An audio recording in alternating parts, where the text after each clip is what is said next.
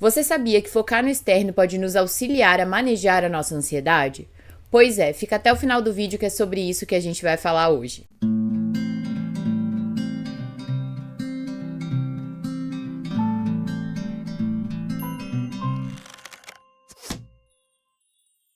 Olá, meu nome é Laura Bertolin, eu sou psicóloga clínica, especialista em terapia cognitivo-comportamental. Hoje a gente vai falar de forma breve sobre o porquê focar no externo pode ser uma estratégia eficaz para manejar a ansiedade. Bom, muitas vezes quando a gente fala de ansiedade, a gente pensa, preciso fazer uma respiração, ou preciso pensar mais no presente, menos no futuro. Isso não necessariamente está equivocado, mas a gente precisa entender alguns pontos quando a gente trabalha a ansiedade. Dentre eles, os nossos pensamentos, como eles se apresentam, o quanto eles têm validade, então o quanto eles estão próximos da realidade ou, na verdade, a ansiedade está colaborando para que eles se enviesem um pouco. Mas, para além disso, o quanto os nossos sintomas gerais da ansiedade impactam a forma como a gente experimenta essa ansiedade. A ansiedade se apresenta a partir de diferentes sintomas. Ela aparece como sintomas cognitivos, né? Então, sintomas cognitivos da ansiedade seriam pensamentos catastróficos, por exemplo. Então, pensamentos sobre o futuro, então sobre catástrofes mesmo, né? Os piores cenários são imaginados quando a gente está ansioso.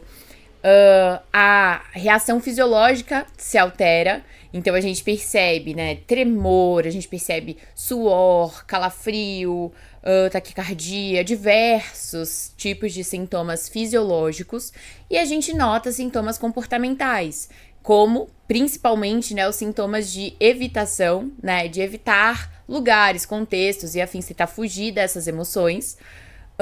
E sintomas de comportamentos de segurança, então comportamentos que o paciente adota para poder enfrentar essas situações. Sobre tudo isso, né, o que a gente vai falar hoje é o impacto de olhar para esses sintomas e se grudar muito nesses sintomas. E o que eu quero dizer com isso, né? Eu quero dizer que muitas vezes quando a gente tá ansioso e a gente percebe essa série de sintomas, a gente gruda nesses sintomas. Então, a nossa tendência é de acreditar nesses pensamentos, acreditar no que eles estão falando pra gente, atribuir uma validade, assim, muito grande pra eles, sem se questionar a respeito. A gente tende a adotar esses comportamentos também sem se questionar sobre a função deles e as consequências, né? Então, exemplo, se eu evito prestar um processo seletivo porque eu acredito que eu não vou passar, porque eu fico ansiosa, o quanto eu tô reforçando esse meu funcionamento, de que realmente eu não presto porque eu não vou passar, e aí eu mantenho esse funcionamento acontecendo. Como seria se eu testasse esse meu pressuposto, né? Bom, vou tentar prestar, vou ver o que acontece. Eu colocaria cada vez menos ansiedade, eu aprenderia minimamente a tolerar, a manejar a ansiedade que envolve o processo seletivo. Se eu nem me permito tentar, eu nem aprendo a manejar. Então, a gente não se questiona sobre esses pensamentos no dia a dia. E essa é a grande questão.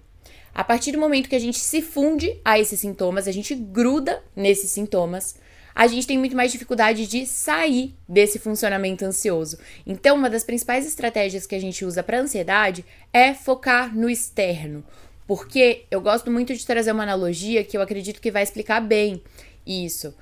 A ansiedade é como se ela fosse um alarme de incêndio que não está regulado dentro da gente. Então, a gente tem a função positiva da ansiedade, que é sim, né, ela tem uma razão de existir, mas muitas vezes a ansiedade, ela tá lá só nos alarmando. Então, como funciona um alarme de incêndio desregulado? Ele vai apitar sem necessariamente ter um incêndio. Então, vocês imaginam que vocês estão no hotel e aí o alarme de incêndio desse hotel, ele toca várias vezes. Toca toda hora e todo mundo tem que sair, né, e tal. Protocolo de incêndio. É muito chato, né? É muito chato.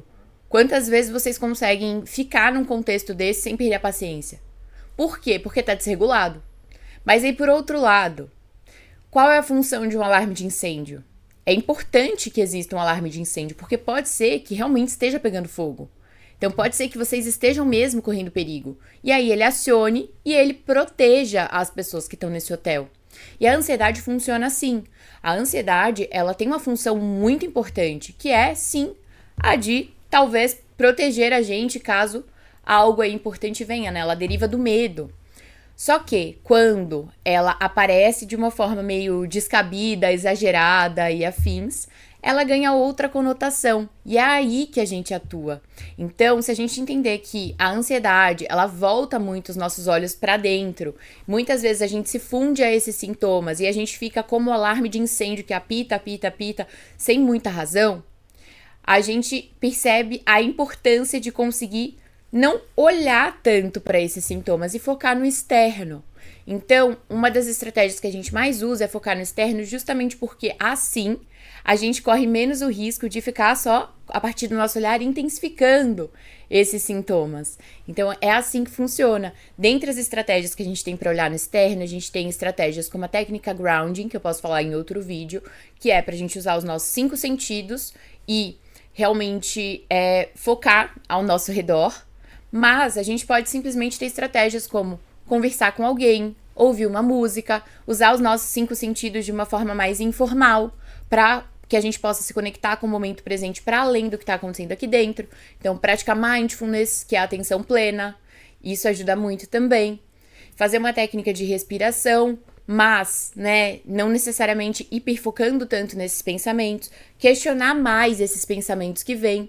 Então, notar menos, dar menos luz à fisiologia quando ela muda. Se a gente parar para pensar, o funcionamento do transtorno do pânico é um funcionamento em que a pessoa, ela se sente cada vez mais ansiosa porque ela vai dando um significado para aquela alteração fisiológica que ela percebe.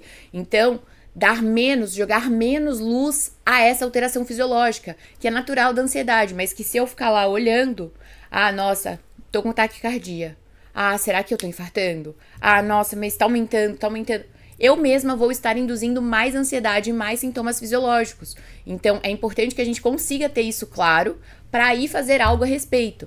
Para aí, talvez, a gente conseguir não focar tanto, já que a gente entende que a gente está colaborando para esse ciclo de manutenção da ansiedade, para esse funcionamento ansioso que a gente tem. Então, se a gente fizer seguir alguma estratégia como essa, a gente tem muito mais chance de conseguir sair desse ciclo, ao invés de sempre ficar reforçando, mantendo esse ciclo.